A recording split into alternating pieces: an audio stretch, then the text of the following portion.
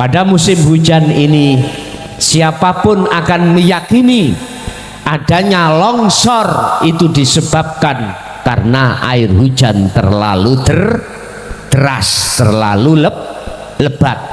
Ketika saat terjadi longsornya tanah dari atas ke bawah, kita akan meyakini bahwasanya itu disebabkan, sebab akibat itu dari derasnya air hujan. Sepakat lagi? Sekarang sampean tak unggahno titik. Apa mungkin air itu tanpa dikendalikan Allah bisa memindahkan tanah dari atas ke bawah? Lalu tanpa ada Allah di situ yang menggerakkan air, bisakah air itu dengan sendirinya untuk memindahkan tanah dari atas ke bawah yang kita sebut dengan longsor? Mohon iman kita harus kita benahi Bapak Ibu, sebab satu sisi kita pasti akan mengalami kullu nafsin dha'iqatul maut. Siapapun yang bernyawa pasti akan mengalami satu kematian. Bagaimana kita sebelum dipanggil Allah, kita di dunia ini sudah berbenah diri, baik secara syariah maupun hakikat untuk menuju makrifat Allah, baik secara fisik maupun secara ruhaniyah kita menghadap kepada Allah. Ani'budullaha wazzanibut tauhid. Tetap imankanlah ruhaniyahmu hanya pada Allah yang menggerakkan semua alam ini, termasuk air tadi. Jangan pernah kita menyekutukan Allah dengan apapun dan dengan siapapun. Bapak Ibu hadirin, ini pengenalan bagaimana kita bisanya melakukan sholat dengan benar sesuai dengan apa yang telah disampaikan oleh baginda Rasul, sallu kama ra'aitumuni usolli. Kuncinya hanya satu, ketika kita sholat sibukkan hati selalu berzikir pada Allah. Zikir yang mana yang kusebut? Mulai takbiratul ihram, sibukkan rasa iman di dalam hati Anda. Siapa yang menggerakkan tangan bisa bertakbir? Siapa yang menggerakkan lesan bisa berbicara atau melafadzkan ayat-ayat Allah? Siapa? Ruhaniyah kita harus ingat, harus sadar dan menyadari dengan iman, dengan rasa semua itu hanyalah Allah subhanahu wa ta'ala. La haula wa la quwata illa billahil aliyil azim. Pun satu. Kedua, kita masuk pada tentang pembahasan puasa, ya. Ketepatan ini sasi ruah atau sasi ruah cara mriki mengatakan ruah nggih. Nanti kita sebentar lagi tanggal 22 kalau nggak salah kita akan masuk sasi Ramadan. Mengapa di situ Allah mewajibkan terhadap kita berpuasa? Terus berpuasa yang dimaksud itu yang mana? Bapak Ibu, tadi kita sepakat bahwasanya kita sebagai manusia tidak hanya berunsur jasmani tapi juga rohani. Miturut Al-Quran, Allah memanggil terhadap orang yang beriman saja, Pak. Ya ayyuhalladzina amanu, wahai orang-orang yang beriman. Yang tidak beriman tidak diwahai, tidak dipanggil. Tidak dipanggil. Yang dipanggil adalah orang-orang yang beriman. Shallu ala Nabi Muhammad. Siapakah orang yang beriman itu? Amantu billah, orang yang beriman pada Allah, yang Allah itu mewajibkan tentang puasa. Iman adalah bentuknya kita menjalankan apa yang diperintah dan meninggalkan apa yang dilarang. Itu bentuknya iman. Mengapa yang dipanggil orang yang beriman ayatnya tidak ya ayyuhan nas atau ya ayyuhal muslimun, kok ya ayyuhalladzina amanu? Karena orang yang beriman itu sudah yakin sesungguhnya walillahil masyriq wal maghrib fa ainama tuwallu fasamma wajhullah. Makhluk mulai jagat etan sampai jagat kilen, jagat timur sampai jagat barat, yang memiliki, yang menguasai, yang menggerakkan hanyalah Gusti Allah. Itu iman yang sudah duduk di situ, Pak. Jadi saya bisa datang ke sini dari Mojokerto ke Malang itu karena Allah. Dikatakan karena Allah. Kalau tidak digerakkan Allah ke sini, yang Allah itu huwal awwal wal akhiru wal zahiru wal batin, nggak mungkin Pak saya bisa hadir di sini. Tidak hanya karena kekuatan yang pada diri saya, tidak, semua itu milik Allah. Berarti kita bisa berkumpul di sini semata-mata karena Allah. Bon, sampai ngengen maksud kula niki ngaji niki supaya Islam sampai niku berbobot. Islam sampai niku berbobot. Kalau Islam sampai berbobot, maka iman sampai juga berbobot. Kalau iman sampai sudah berbobot, maka ihsan sampai iku akan berbobot juga. Otomatis mulai syahadat, sholat, zakat, puasa, haji pun semua berbobot. Ingat Syekh Ibnu Athaillah di dalam kitab Hikam, beliau katakan tidak ada sesuatu yang baik amaliyah kita di dunia ini kecuali disertai ruhaniyah ini bisa merasa muraqabah bahkan musyahadah terhadap Allah. Itulah yang dimaksud Kanjeng Nabi, ruhaniyah kita sudah di level ihsan, bukan iman lagi, sudah masuk di level ihsan.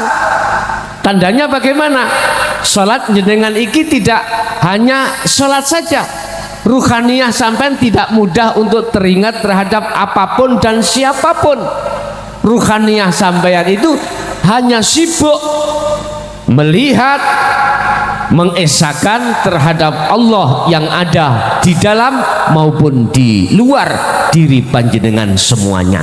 Inilah Pak sholat yang dilakukan oleh Rasulullah. Bahkan pernah Rasulullah itu memberikan sayimboro, pengumuman terhadap para sahabat pada saat itu.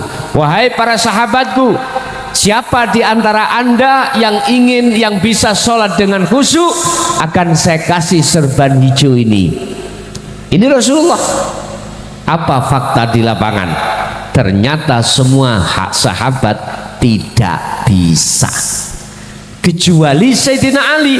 Itu pun ketika mau salam kelingan serban hijau, jadi gak sah. Hadis ini pun diterjemahkan begini Pak, wong Sayyidina Ali nggak bisa, apalagi kita. Jangan gitu, kita umat Islam jangan kita kerdilkan, jangan, kasih semangat. Kalau boleh saya menerjemahkan hadis ini, siapapun kita, dari latar belakang apapun kita, punya status apapun kita, tidak akan Pak ruhaniyah kita khusyuk waktu sholat terhadap Allah manakala kita tidak mengikuti petunjuk-petunjuk dari Kanjeng Nabi. Pun gini ki, Jadi pengajian yang materi yang kami sampaikan, menurut saya inilah yang terpenting yang kami sampaikan, harus kami sampaikan di tengah umat manusia, khususnya umat Islam.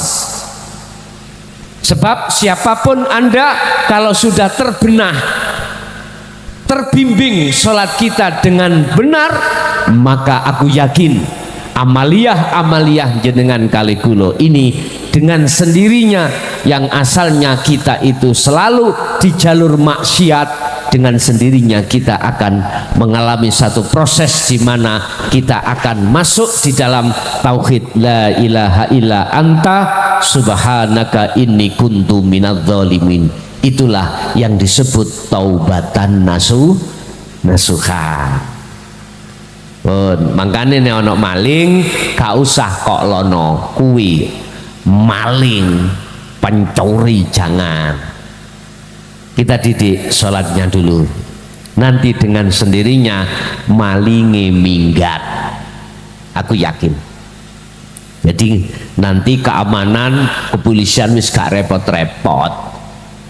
Nek malinge wis gak ono, apa nih sing digoleki, aman-aman saja. Masalah maling niku banyak, Pak. Ono maling pitik, ono ndoke pitik, apa? Ono maling sepeda, ono maling sapi, macem-macem.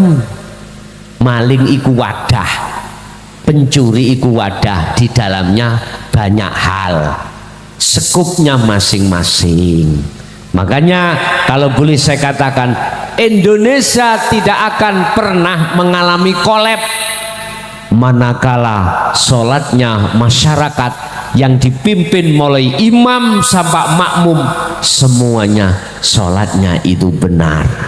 Aku yakin membentuk karakter sifat yang seperti Rasulullah itu kita awali bagaimana kita cara sholat yang sebenar-benarnya. Oke, kita masuk pada puasa asyam.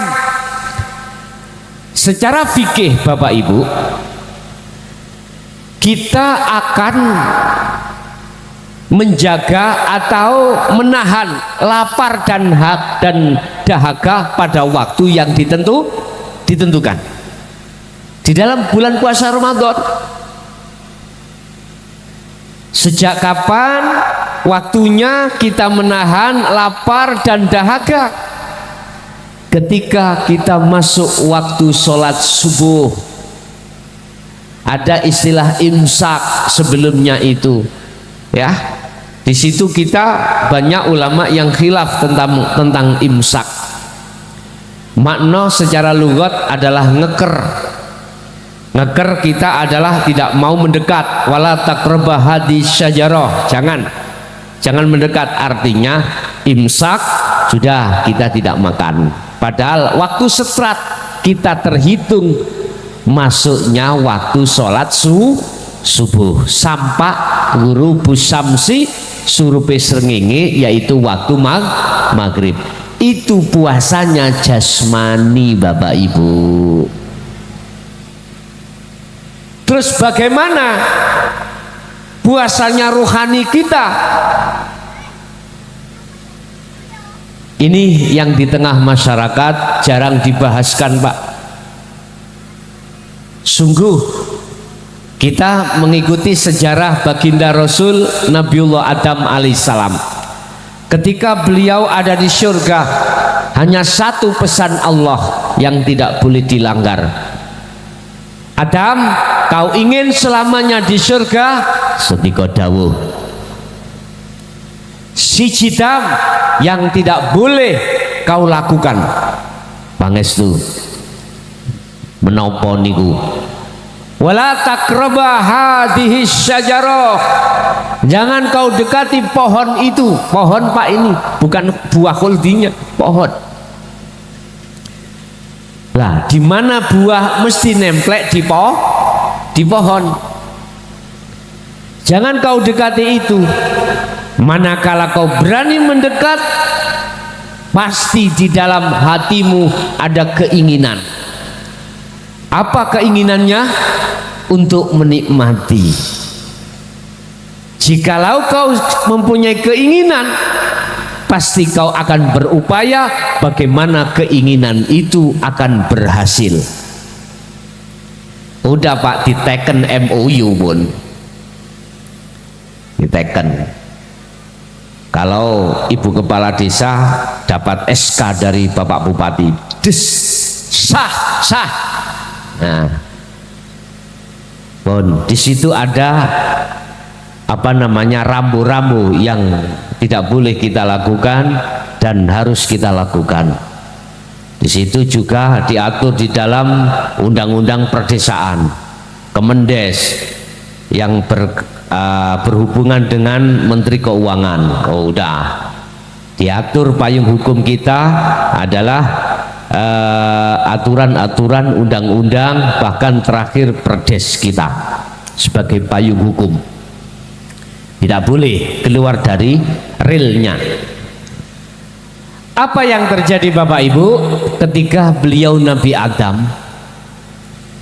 Iblis, sampai kenal iblis Pak? Kenal tidak? Sering kenal. Innahu lakum aduwwum mubin. Padahal itu musuh kita Pak. Padahal itu musuh kita yang nyata. Kita nggak pernah tahu yang mana si iblis. Pernah sampai di CAK tentang kitab iblis. Siapa iblis itu? Pun nanti dijikan sudah ke? Pun kenal Bapak Ibu. Oke. Wis anggap baik gak tahu kenal. Bapak Ibu, sebelum Allah menciptakan Adam, Allah dawuh terhadap para malaikat, wa idz qala lil malaikati inni ja'ilun fil ardi khalifah. Semua malaikat itu setuju Pak. Ketika Allah bersabda, wahai malaikat, aku akan menjadikan makhluk yang disebut manusia yang kujadikan khalifah di atas bumi. Inilah nanti yang disebut Nabi Adam. Semuanya setuju kecuali iblis, illa iblis aba wastakbar wa kana minal kafirin. Enggak mau. Karena apa? Dia nanti takut disaingi Pak. Karena di dalam diri iblis ada sifat takabur, ada sifat riya, ada sifat sum'ah, ada sifat hasud. Sifat-sifat itulah yang ada pada diri iblis. Nuh, dereng kenal iblis sampean? Dereng. Innahu sak temene iblis lakum kedue sira kabeh iku aduun mungsuh mubinun kang pertelo. Sesungguhnya iblis itu Bapak Ibu musuh kita yang nyata. Nah, sama sih dereng semerap iblis. Tadi saya katakan, mengapa hanya iblis yang gak setuju dengan inisiatif Allah yang mau menjadikan khalifah di muka bumi? Karena di dalam diri iblis ada beberapa sifat yang tercela. Apa? Hasud. Ini sifatnya iblis. Contoh, kula niki Mbak ya, mohon maaf, punya tetangga habis bertengkar sama tetangga saya terkait urusan batas. Saya bawa ke kepala desa, ketepatan kepala desa sana laki-laki, di sini kan perempuan, sana saja. Mohon izin Bapak Kades, tolong niki kula wonten sengketa tentang batas yang katanya rumah saya mangan tanahnya 10 cm katanya sana, tapi saya ya membawa payung hukum namanya SHM, hak milik sertifikat. Lah dulu setahu saya sebelum ada rumah ini sudah sertifikat Dan ketika bangun saya, seingat saya, bukan bapak jenengan, bukan jenengan kepala desa ini, kulo undang, kulo kengken deleh batu pertama sesuai ukur. Kulo mboten penak kulo kali tonggo. Contoh, mboten. Akhirnya diagenda kapan? Diagendakan Pak kali bapak kepala desa, rawuh kali pamong Pak cari dan lain sebagainya. Tetangga saya juga diundang, ditariklah tanah itu seret. Ternyata yang makan itu sana 10 cm. Akhirnya ya napa Pak? Saged baik mesti sik podo mangkel nggih napa mboten? Itu pasti Pak. Tetangga saya tadi ngomong di sana-sana di warung-warung, hei muklason rumah mangan tanahku 10 cm. Wis ndas niki panas, ati iku yo melu panas. Beng-beng nek cara wong Mojokerto jenenge beng-beng. Akhirnya apa Pak? Saya di situ juga bicara, ya kamu tahu ya, ini Pak Kades sudah ada bukti sertifikat, loh ini sesuai, kau yang salah, tukaran Pak. Akhirnya wayah riyoyo purun, mboten purun, tak tutup omahku kono ditutup, kadang-kadang temboknya tak tutup pisan. Bapak Ibu mohon maaf, ketika saat tetangga saya punya rezeki banyak, beli mobil Pak, hatiku gak nyut-nyut. Halo, ya mesti nyut-nyut lah Pak. Saya sudah tidak baik, dia bisa beli mobil, hatiku mesti berontak Pak.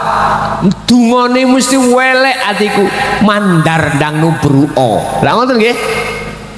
Mestinya saya harus mengatakan syukur, alhamdulillah tetangga saya bisa beli mobil. Nanti barangkali istriku hamil terus melahirkan, tidak jauh-jauh mencari mobil pelayanan masyarakat, pinjam. Mestinya gitu, ikut bangga. Berhubung hatiku, di dalam hatiku ada salah satu sifat yang ditimbulkan oleh nafsu nafsiyat dan amarah, itu adalah anak buahnya iblis, maka otomatis kulo hasud. Berarti kulo niki termasuk anak putune. Lah kulo dulur senes jenengan dalam hal sifat, bukan jasad Pak. Allah katakan ulaika kal an'am balhum adhal, sifatku iku koyok hewan, bahkan luweh nemen katimbang hayawan. Sehingga sudah layak iblis diusir Allah dari surga, sudah layak. Akhirnya gak terima Pak iblis. Buka di dalam surah Al-Hijr ayat 39 sampai 42. Iblis berkata kepada Allah, ya Allah, ya Rabb, saya sudah kau cap sebagai hamba yang murtad, hamba yang ingkar. Saya ikhlas, saya terima. Ini iblis Pak. Tetapi izinkanlah saya untuk menggoda Adam dan anak putu Adam. Saya lalaikan dari jenengan, hukum-hukum jenengan. Apa jawabannya di dalam surah Al-Hijr? Allah dawuh, ya silahkan. Berarti secara nggak langsung legalitas daripada iblis gudo anak putu Adam sah napa mboten? Sah Pak, langsung dapat izin dari Allah. Tapi Allah juga memberikan bekal terhadap kita Pak. Jikalau kau mengikuti Kang Iblis ya, kau akan jauh dari aku dan tersesatlah kau. Jikalau kau mengikuti Bang Iblis, kau akan tersesat dan kau tambah jauh terhadap aku, bahkan kau melalaikan terhadap aku. Alhaakumut takatsur hatta zurtumul maqabir. Manakala ruhaniyah kita bersukaria terus dengan perkara selain Allah yang disebut hubbus syahwah, maka akan menjadikan ruhaniyah kita lalai pada Allah. Sampai kapan? Hatta zurtumul maqabir, sampai kita wafat, Pak. Na'udzubillahi min dalik. Muga-muga dulur kula sing wonten Malang niki estu Allah tidak masukkan kita golongan sebagai pengikuti bang iblis. Tapi ayat 40 Allah katakan illa ibadaka, kecuali hambamu yang tidak bisa kuplesetkan ya Rob Tuhanku. Siapa? Al-mukhlasin. Siapa al-mukhlasin itu, Pak? Beliaulah sebagai pengikut setia Kanjeng Nabi Muhammad sallallahu alaihi wasallam. Al-mukhlasin itu adalah orang-orang yang selalu membersihkan hatinya dari iman selain Allah tadi. Contoh, saya tadi beriman bahwasanya yang menurunkan air, memindahkan tanah dari atas ke bawah itu air. Air itu makhluk napa senes? Air itu makhluk apa kholik? Jelas makhluk.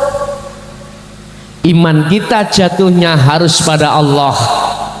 Mana Allah? Subhanalladzi asra bi abdi. Itulah hidup zat yang memperjalankan hambanya. Berarti air termasuk hamba, termasuk makhluk. Berarti yang menggerakkan air itu adalah Allah. Di manakah Allah? Kalau kita teruskan ya, Al-Hadid ayat 3 Allah katakan huwal awwal wal akhir wal zahir wal batin. Baik di dalam air maupun di luar air, Allah selalu di situ. Tidak ada seujung kuku pun, sejarum sekecil jarum pun kahanan, kecuali di situ adanya Allah Subhanahu wa taala. Al-mukhlasin, dia selalu sedikit demi sedikit akan membersihkan iman tatkala di dalam ruhaniyah kita ada iman selain Allah yang segala-galanya. Setelah itu al-mukhlasin iki Pak, mohon maaf akan terjaga. Tadi sholatnya tadi sudah an sholatihim khosyi'un, lalu ke atas hafidun, terakhir daimun. Sholatnya langgeng, rohaniyah selalu langgeng, sadar terhadap semua apa yang terjadi ini semata-mata karena Allah. Itulah yang kumaksud puasa secara hakikat. Puasa yang dilakukan ruhaniyah, menjaga ruhaniyah ini dari iman selain Allah. Jangan sampai masuk. Tapi bagaimana ketika saat iblis nggoda Nabi Adam, apa yang terjadi? Fakta di lapangan tidak pernah bisa kita lupakan, Pak. Nabiullah Adam telah mendekat terhadap pohon tadi, kemudian dia mempunyai keinginan untuk mendapatkan, setelah itu memakannya. Semata-mata itu karena tipu daya iblis. Al-Karim, subhanallah. Ini tingkatan Nabi Adam. Mengapa lalai dengan apa? Perjanjian terhadap Allah? Karena kena tipu.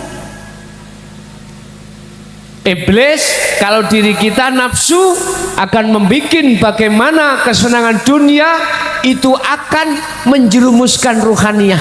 Seakan-akan tidak ada hal yang penting kecuali kepentingan duniawiyah itulah di atas kepentingan segala-galanya. Ini membikin hal ini. Ingat di dalam surah Ibrahim ayat 3 Allah katakan wa yastahibbunal hayatad dunya alal akhirah. Iblis dan tangan-tangan iblis akan menjadikan kesenangan dunia untuk menjerumuskan ruhaniyah kita supaya lalai terhadap Allah Subhanahu wa ta'ala. Ini pengajaran Rasulullah, Pak, yang ada kaitannya dengan ruhaniyah. Kita orang-orang Nahdiyin ada rujukannya kita orang Nahdiyin itu di dalam kitab Hikam mengajarkan mendidik tentang ruhaniyah. Ada, Pak, di situ. Makanya Bapak Ibu, kesalahan yang dilakukan oleh Nabiullah Adam alaihissalam itu bukan, mohon maaf ya, bukan karena apa ya istilah niku ketepaan niku, Pak. Kebetulan, tidak karena kebetulan, ada proses. Karena beliau terobsesi, terbuai dengan sebulan utoti budaya iblis itu sendiri. Apa dia mengatakan? Adam, khuldi itu maknanya apa? Kekal. Kau tidak makan khuldi, kau tidak akan kekal di surga ini. Akhirnya nggih, Pak, terbuai, terjadilah ringkas kata kita, ruhaniyah kita, Pak, sebelum ditiupkan Allah di jasad, Allah sudah menjanji terhadap kita ruhaniyah. Alastu birabbikum qalu bala syahidna. Allah katakan, wahai para arwah, betulkah aku Tuhanmu? Jenengan jawab, injih, leres. Betulkah kau setia hanya pada aku, bercinta pada aku, menyembah hanya aku? Qalu bala syahidna, siap, laksanakan. Mohon, Pak. Akhiri kita lahir, Rasulullah memberikan satu hadis, kullu mauludin yuladu alal fitrah. Setiap bayi yang dilahirkan adalah fitrah, suci. Maksudnya ruhaniyahnya itu belum tercampur dengan kesenangan dunia. Bagaimana ketika kita akil balik, tidak laki tidak perempuan, mendekat, Pak, pohon, sing laki mendekat pohon, pohonnya namanya pohon wanita, an-nisa wa zuyyina lin-nasi hubbus syahawa. Pertama an-nisa, jadi Nabi Adam mendekat pohon, kalau kita mendekat wanita. Di situ ada buahnya, Pak, ada buah khuldi. Laki-laki siapapun yang normal kalau akil balik pasti akan suka terhadap seorang wanita. Nggih napa mboten? Lha niki proses perjalanan kita. Bentuk innalillahi. Begitu juga laki perempuan memeti golek lanang mendekat, Pak. Ketika sudah mendekat, pingin boten, pingin demok, pingin nyium dan sebagainya. Makanya disinilah mengapa baginda Rasul lewat syariatnya membimbing kita supaya tidak terjadi pelanggaran-pelanggaran yang sudah ditetapkan secara syariah atau jasmaniyah ini. Akhirnya dikongkon nikah. Basa wis nikah, yes, terus no dewi pun. Wal banin, anak. Setelah punya anak, wal qanatiril muqantarah, harta benda, Pak, kita cari, kita bekerja, bikin rumah, bikin apa kebutuhan duniawiyah di dalam rumah tangga. Nggih mboten? Iki proses kita. Tapi ingat, ketika Allah dawuh terhadap Nabiullah Adam, Adam, dalam negeri asalmu itu surga, Adam, bukan dunia. Pinginkah kau kembali? Nggih Gusti, ning dunya kula niki wis ora penak, tenan ora penak. Dadi lurah, dadi kepala desa, apik dicandak, elek dieret eret ngono.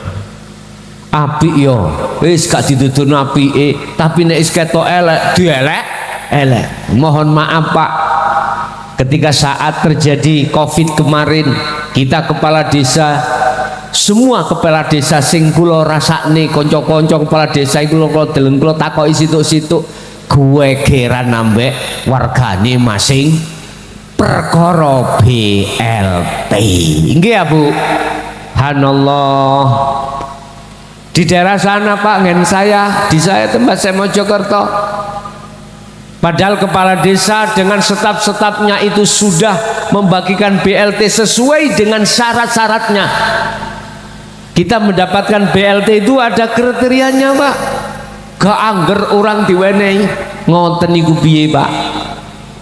Kepala desa, ibu kepala desa sudah ngatur sesuai dengan protapnya. Masyarakat yang nggak paham, cek mok tonggone, cek mok apa? Ngerti cek mok? Apa bahasa Indonesia cek mok nih? Yayani lho, pendukungnya, sing dibagai BLT semuanya itu dulur-dulurnya. Nah, ini Pak, mohon maaf masyarakat, tolong sekali lagi, waktu zaman Covid itu ya, subhanallah, tak delok konco-konco kepala desa itu sumpek, gak tahu sapa omah. Wis panggilan, sing kae, sing itu kena gini. Hanallah, BLT kita harus kucurkan 40%, minimal 25%. Untuk tahun ini BLT minimal 10%, maksimal 25%. Lho Gus, sampean kok tahu? Jarene kalau niki bener enggak ya, aku ya gak ero. Jarene ngoten Bapak Ibu, ini aja membuat seluruh kepala desa itu apa? Nah kalau sini petinggi ya Pak, petinggi bingung Pak, dengan angka 10% ya kita akan bagikan terhadap warga kita, nggak mungkin semuanya dapat. Terus bagaimana yang dengar terus gak dapat? Nyeladu mboten? Ya Allah ya Karim, ibu bapak petinggi ki wis soro-soro, noto-noto wis soro-soro piye? Ngono iku sik dianggap cek mok pendukunge, cek emok dulure. Nah niku ana lagu Pak RT, Pak RW, niku lho ya. Sinten niku? Percil lah niku. Bapak Ibu hadirin jamaah rahimu, kok tutuk kuno iki Mang. Pun kembali kepada pelajaran. Bagaimana kita melakukan puasa betul-betul khusyuk, tidak hanya secara fisik tapi ruhaniyah juga betul-betul sebagai la'allakum tattaqun, betul-betul takwa di hadapan Allah. Tadi saya katakan Pak, nek salate wis kedandan mesti posone nderek kedandan. Kalau puasanya sudah terbangun, salatnya sudah terbangun, aku yakin puasanya juga ikut terbangun. Jadi tidak karena kita sholat atau puasa karena pahala, tidak karena selain Allah, intinya semuanya lillahi ta'ala. Shallu ala Nabi Muhammad. Terus bagaimana caranya kita itu waktu Ramadan estu memenuhi kriteria yang disampaikan Rasulullah 3% itu 10 hari iki dadine, 10 hari maneh iki dadine, 10 hari maneh iki dadine 3%. Bagaimana caranya? Kalau boleh saya tularkan ilmunya gini Pak, ruhaniyah kita buatlah selalu berzikir pada Allah di saat jasmani kita melakukan puasa Ramadan.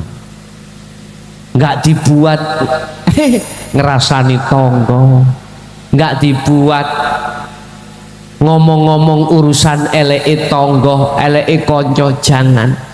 Ingat Allah katakan inna sholata tanha anil faksha wal munkar. Sesungguhnya sholat itu bisa akan mencegah sifatmu, perbuatanmu dari perbuatan faksha wal munkar. Tapi ketika habis sholat jamaah kita keluar masjid, si rasan-rasan tonggone iku lho yo mang tuku motor kreditan,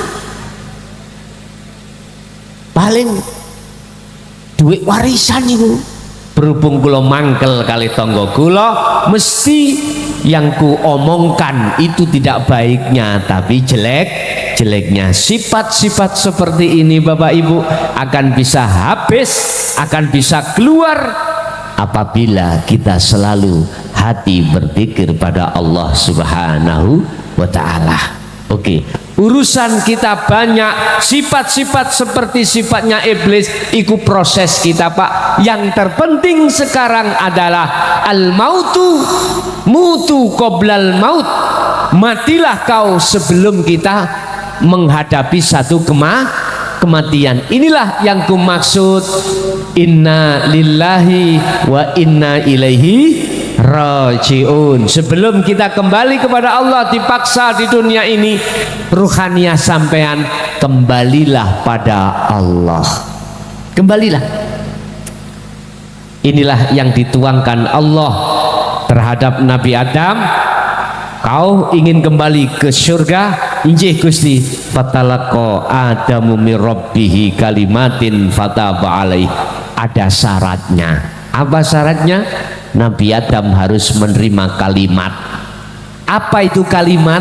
Waduh, niki nek sampean semerap buka asli makna kalimat, isine buka oning Al-Qur'anul Qadim. Buka oning Al-Qur'anul Qadim baru ketemu apa maksud kalimat. Kalau boleh saya katakan, kalau boleh Pak ya, itulah ajaran Rasulullah di jalur dinul haq. Walladzi arsala rasulahu bil huda wa dinil haq, ai dinut tauhid. Ajaran yang khusus ruhaniah untuk mengesahkan datang Gusti Allah. Ini akhirnya Nabi Adam menerima ajaran itu, fataba alaih, fataba, maka nerimo tobatin Nabi Adam.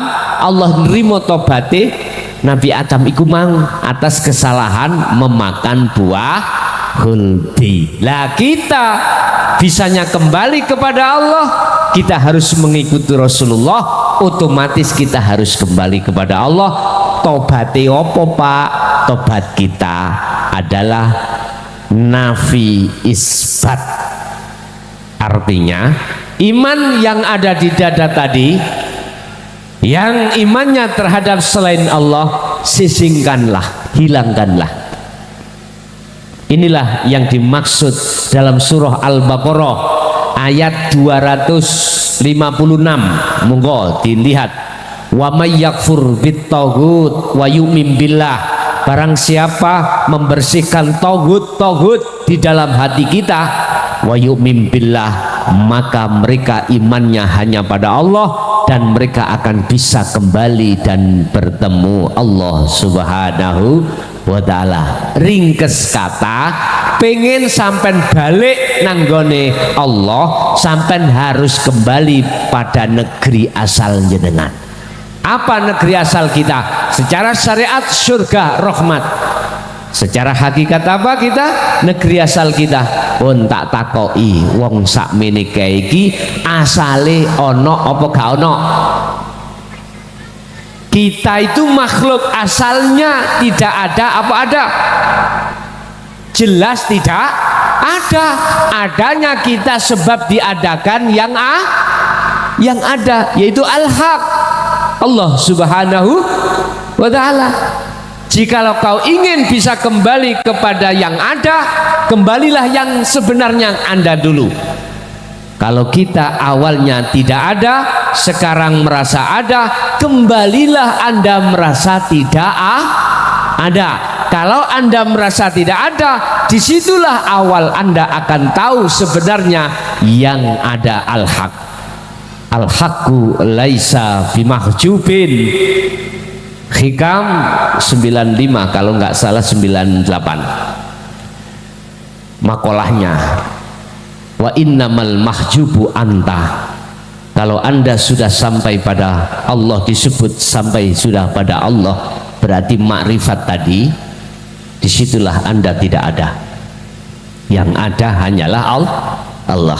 Karena Anda sudah kembali ke khitah, kembali asal tidak ada. Kita sekarang masih merasa ada.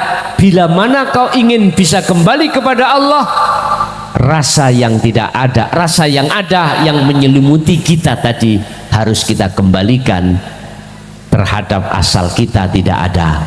Kalau kita sudah bisa kembali ke negeri kita yang tidak ada, maka yang ada hanyalah Allah. Dilihat di dalam surah Toha ayat 14, innani anallah la ilaha illa ana fa'buduni fa'budni wa aqimis sholah lidzikri. Surat Al-Anbiya ayat 25, Allah katakan, wa ma arsalna min qablika mir rasulin illa nuhi ilaihi annahu la ilaha illa ana fa'budun. Inilah materi Rasulullah ketika didik pada umatnya pada saat itu dulu, mengahadkan Allah, mengenalkan Allah terhadap hambanya, bahwasanya Allah itu kul huwallahu ahad.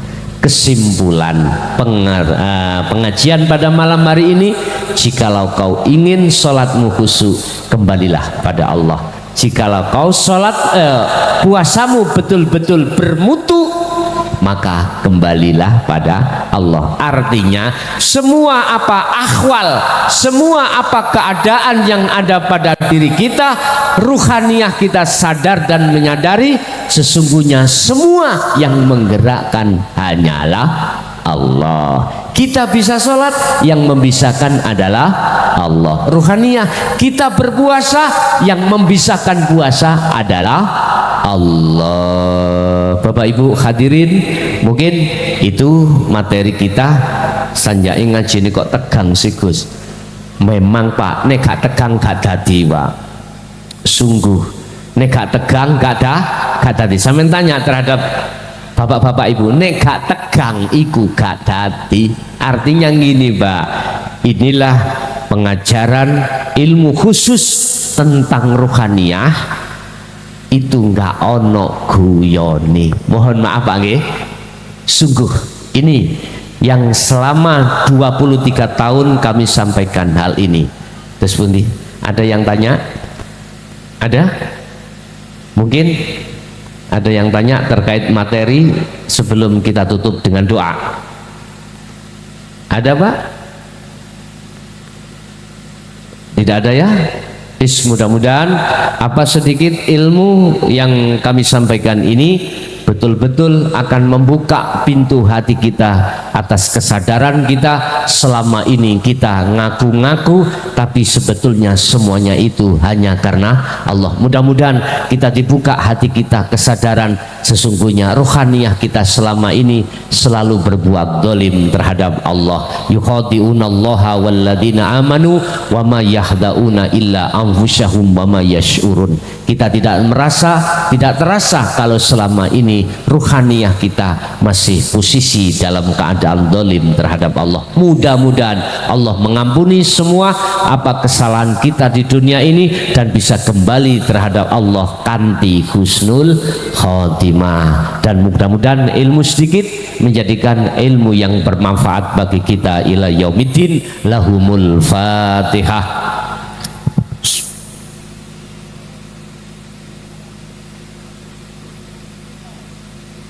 Allahumma salli wa sallim ala sayyidina Muhammad. Alhamdulillahi rabbil alamin. Allahumma sallimna wal muslimin min afatid dunya wa azabil akhirah. Allahumma ja'alna ya Allah auladana wa dzurriyyatina wa ahli baitina min ahli syuhudika ya Allah wa min ahli ta'atika wa dzikrika wa ma'rifatika fid dini wa dunya wal akhirah ya fatahu ya alim iftah lana bi futuhil arifin wa ilaihim rabbana atina min ladunka rahmah wa hayyi lana min amrina rasyada rabbana atina fid dunya hasanah wa fil akhirati hasanah wa qina adzabannar wa sallallahu ala sayidina Muhammad walhamdulillahi rabbil alamin lahumul fatihah.